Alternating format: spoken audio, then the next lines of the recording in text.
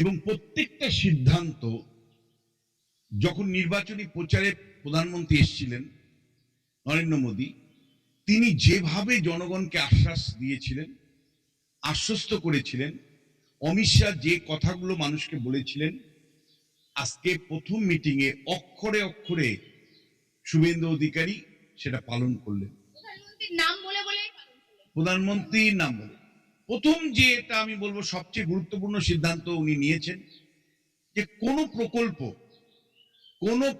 অর্থাৎ আজ থেকে 20 বছর আগে কংগ্রেস আমলে চালু হতে পারে, আজ থেকে 50 বছর আগে, 20 বছর আগে বামফ্রন্টের আমলে হতে পারে, এমনকি তৃণমূলের আমলে হতে পারে, কোনো প্রকল্পই প্রতিহিংসা পরায়ণ হয়ে বন্ধ করবে না, যেটা অনেক রাজ্য সরকার করে। ফলে এই সরকারের ইতিবাচক দৃষ্টিভঙ্গি ধরা পড়ে যে মমতা বন্দ্যোপাধ্যায়ের সাথে রাজনৈতিক লড়াই করেছি, কিন্তু প্রশাসনিক জায়গা যদি কোনো একটা থাকে, মানুষ যদি তাতে উপকৃত হয়, সেই সমস্ত প্রকল্পগুলো অর্থাৎ লক্ষ্মীর ভান্ডার থেকে শুরু করে কন্যাশ্রী প্রকল্প থেকে শুরু করে সমস্ত কল্যাণমূলক প্রকল্পগুলো চলবে। শুধু একটাই শুভেন্দু অধিকারী বলেছেন মুখ্যমন্ত্রী হিসাবে, যে যদি কেউ বাংলাদেশের থাকে বা কেউ যদি মরে যায় অথচ তিনি পেয়ে যাচ্ছেন, তার নামে টাকা তুলছে লোক, তাহলে নিশ্চয়ই আমরা সমর্থন করব না সেটা। শুভেন্দু অধিকারী পরিষ্কার বলছেন যে মৃত নাম আছে এমন বহু, ভুয়ো নাম আছে এবং বাংলাদেশিদের নাম আছে, এই সমস্ত উপভোক্তাদের রাখা যাবে না। তুমি মনে থাকতে পারে এসআইআর পর্বে আমরাই চ্যানেলে দেখিয়েছি যে কিভাবে বাংলাদেশিদের নাম লক্ষ্মীর ভান্ডার প্রকল্পের মতন, কন্যাশ্রী প্রকল্পের মতন রেশনের কার্ড করে বাংলাদেশিরা সরকারি সুযোগ সুবিধাগুলো নিত। কেন তাদের দেওয়া হবে বলতে পারো?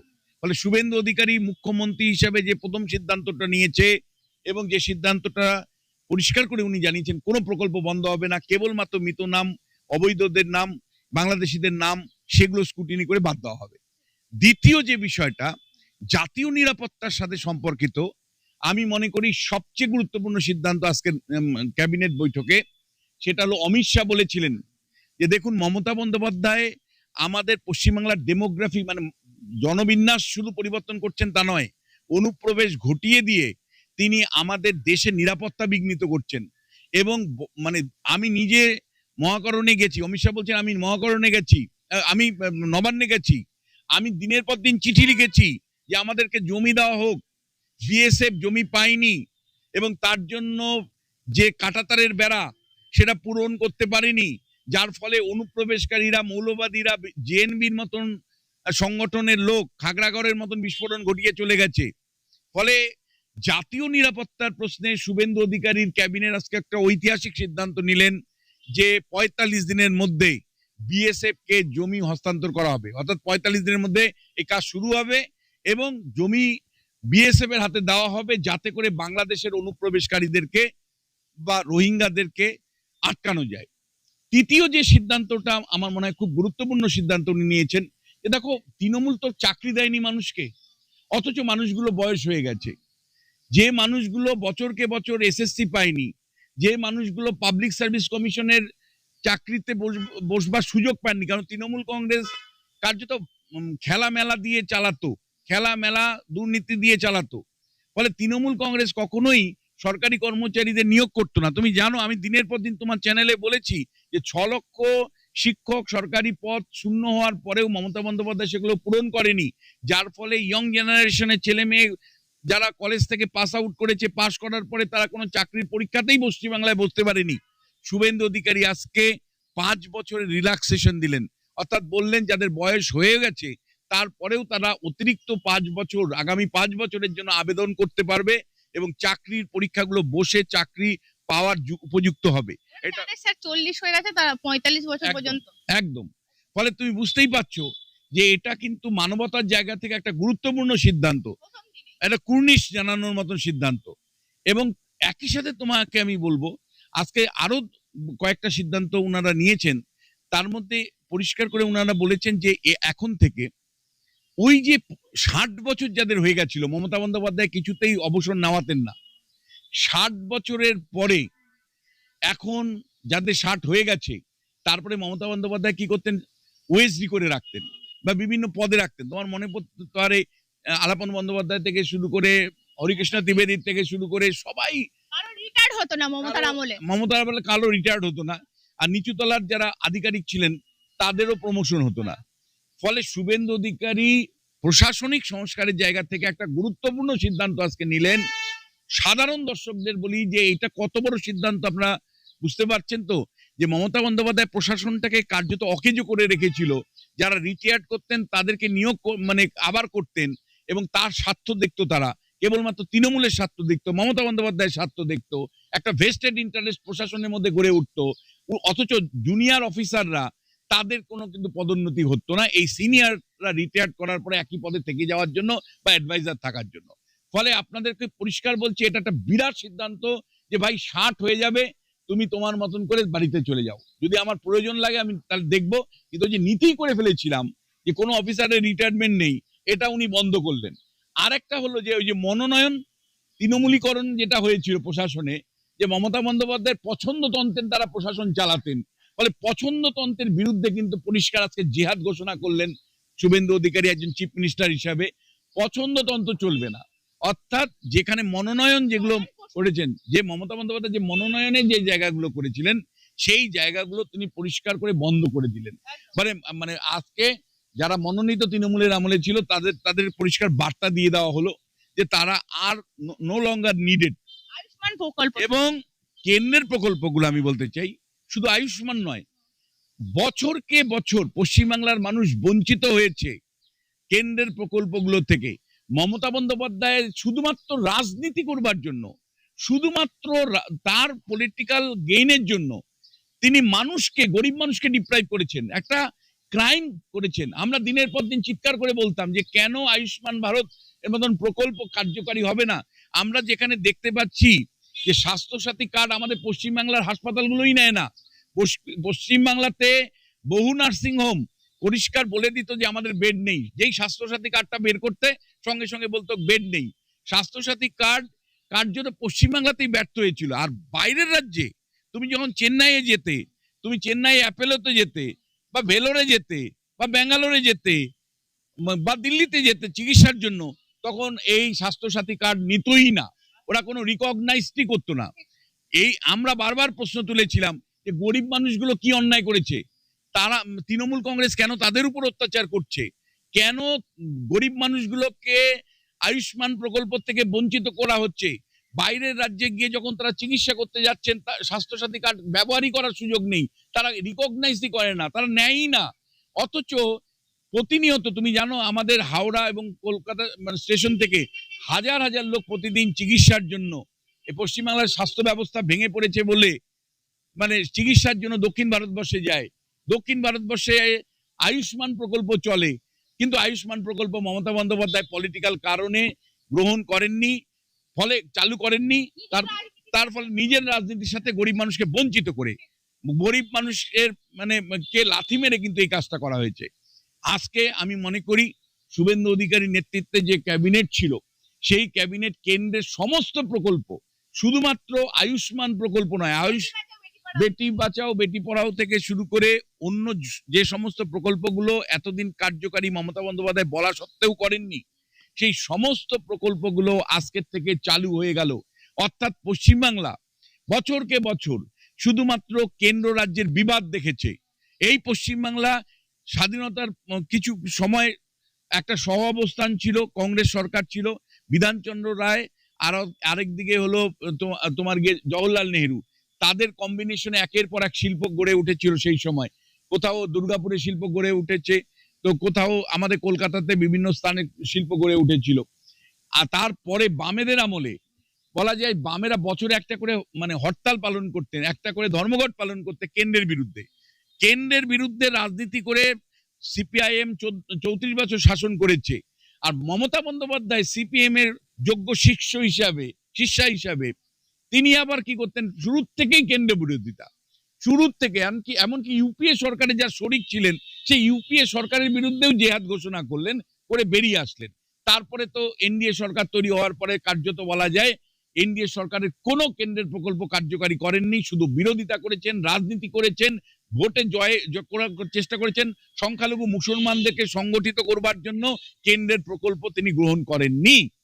ফলে আমরা কিন্তু সাধারণ মানুষরা বঞ্চিত হয়েছি, সাধারণ কৃষক বঞ্চিত হয়েছে প্রধানমন্ত্রী কৃষি সম্মান যোজনা প্রকল্প থেকে, সাধারণ মানুষ আয়ুষ্মান প্রকল্প থেকে বঞ্চিত হয়েছে, সাধারণ মানুষ উজ্জ্বলা প্রকল্প থেকে বঞ্চিত হয়েছে।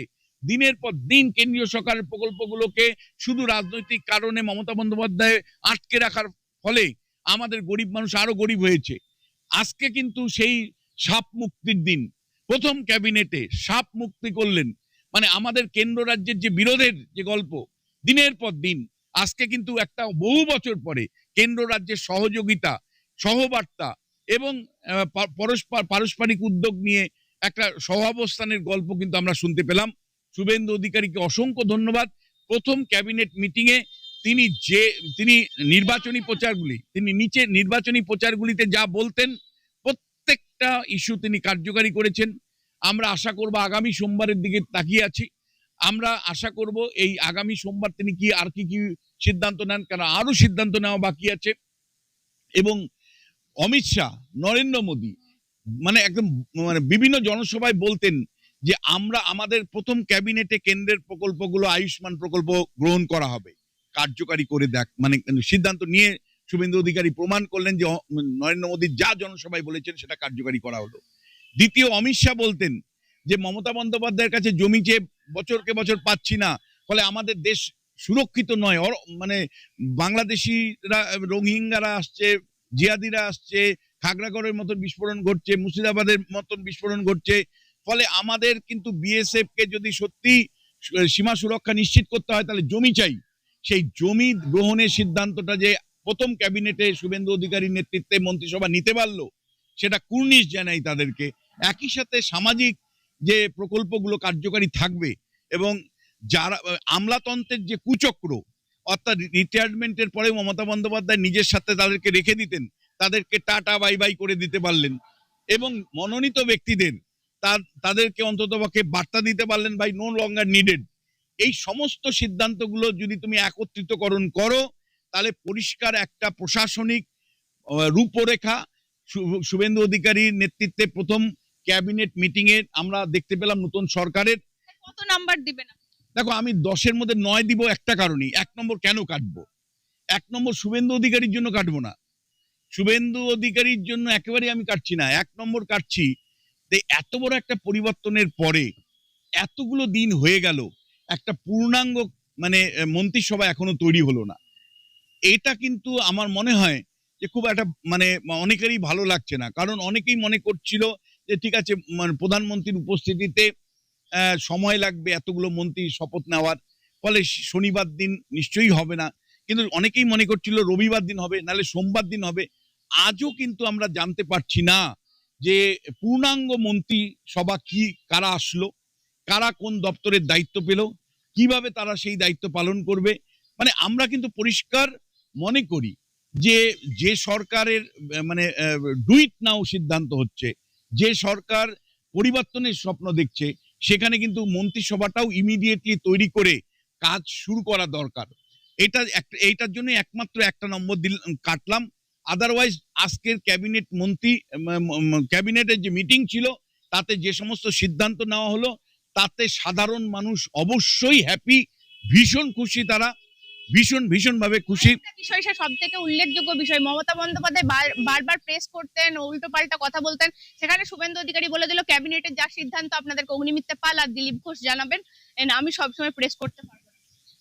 আমার তো মনে হয় মুখ্যমন্ত্রী হিসাবে, ধরো বিরোধী দলের নেতাকে সবসময় মুখ খুলতে হতো অন্যায়ের বিরুদ্ধে, অবিচারের বিরুদ্ধে, অত্যাচারের বিরুদ্ধে, কিন্তু মুখ্যমন্ত্রীর সবসময় কথা বলা ঠিক নয়। মুখ্যমন্ত্রীর কমিউনিকেশনটা খুব গাইডেড কমিউনিকেশন হওয়া উচিত।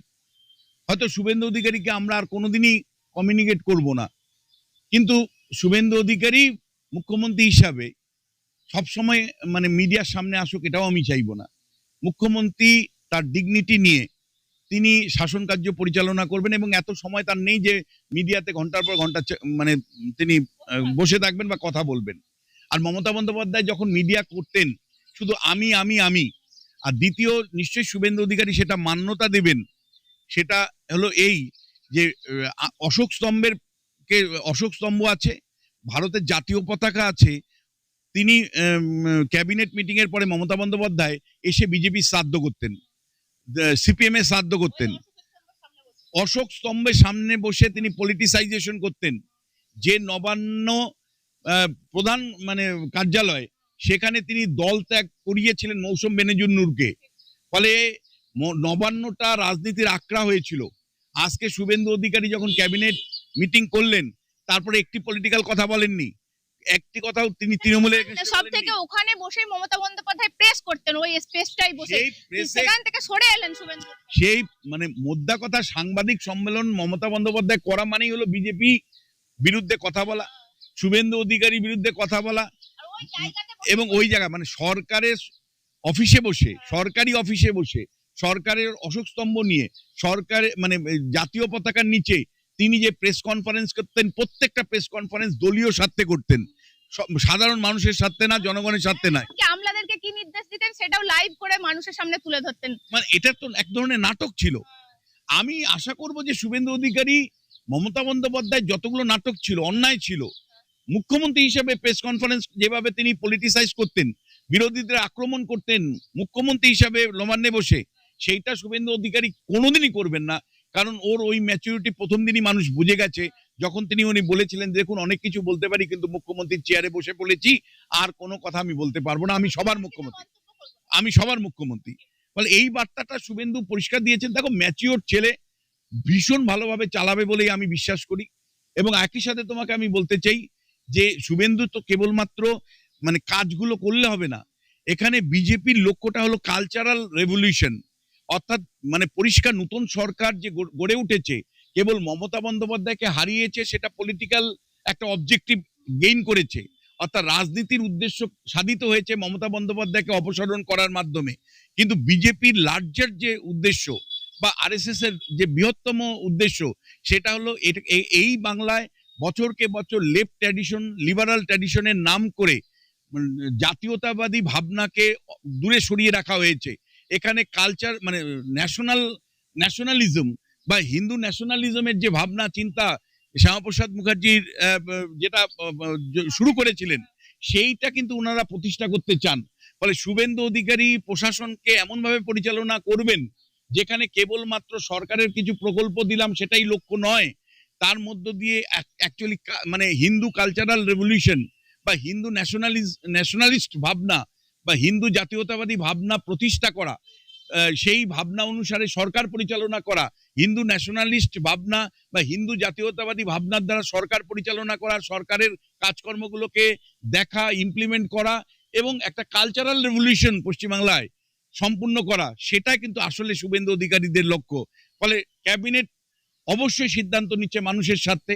একই সাথে বহু বছর ধরে যে সাংস্কৃতিক বিপ্লবের অভাবে বা যে সংস্কৃতি এই রাজ্যে প্রতিষ্ঠিত ছিল লেফট লিবারালদের, সেইটাকে পরিবর্তন করে হিন্দু ন্যাশনালিস্ট যে ভাবনা চিন্তার প্রতিষ্ঠা করা এবং জাতীয় স্বার্থ সুরক্ষা করা,